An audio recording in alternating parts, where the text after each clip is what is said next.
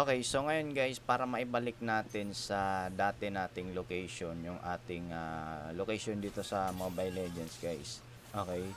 Bali ang gagawin natin guys, ibabalik natin siya sa mismong area natin or dito sa mismong location natin, no? Okay.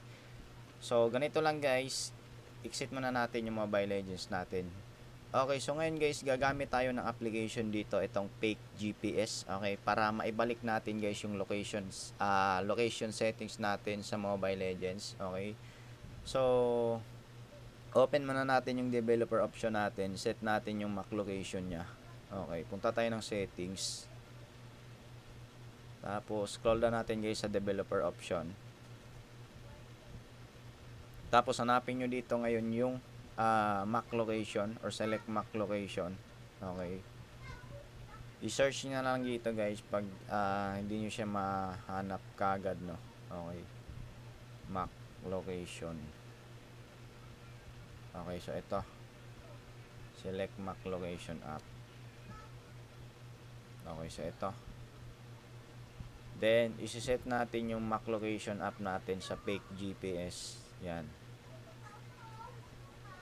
So ayan, nakaset na yung ating MAC location. Ngayon, punta tayo sa Fake GPS. Tapos, dito guys, ibabalik natin siya sa mismong area natin or sa location na kung saan tayo nakatira, no? Syempre sa Philippines tayo. So, saan na ba yung Philippines? So, ito. Okay. So, lalagay natin siya, for example, dito sa may Davao. Okay. Okay, so dito guys. Tapos, click lang natin guys dito yung may play na button dito sa baba. Yan. Then, ayan, nakaset na yung location natin na kung saan tayo nakatira, no? So, dapat guys, naka-turn on din yung location na settings nyo sa may notification guys, ha, para malocate ka agad ni Mobile Legends kung saan tayo nakatira, no. Then, i-open natin ulit yung Mobile Legends natin. I-set natin yung location niya kung ginamitan nyo man siya ng Fake GPS, which is sa ibang bansa, nasa-set yung location nyo. Ngayon, ibabalik naman natin siya, no. Okay. So, tap lang natin dito guys, ito. You have used the chance to locate this of the week. Please try again. So, ito guys, nagamit ko na pala siya. Basta ganun lang yung gawin nyo guys. Kasi, siguro kanina, na-tap ko siya, no. So, ayan, hindi ko siya naiwasan na ma-unset, no.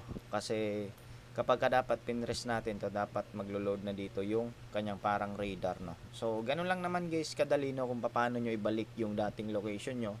So, unang step na gagawin nyo, syempre, isa-set nyo muna yung location nyo sa Fake GPS para malocate ka agad ni Mobile Legends na kung saan kayo ngayon, ano, nakaset yung area nyo. Okay. So, pag na-set nyo na guys yung Fake GPS, then, maghanap lang kayo ng location na lugar na kung saan kayo gusto sa Pilipinas. Pwede rin sa ibang bansa or ililipat nyo sa ibang country naman. So, pwede yan guys, no? Okay.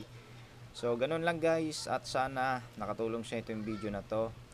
Please wag nyo kalimutan bigyan ng like. At i-share nyo na rin to guys sa mga friends nyo, no, na gustong ibalik yung location area nila sa Mobile Legends. Okay, so yan lang guys. At maraming salamat po. Peace.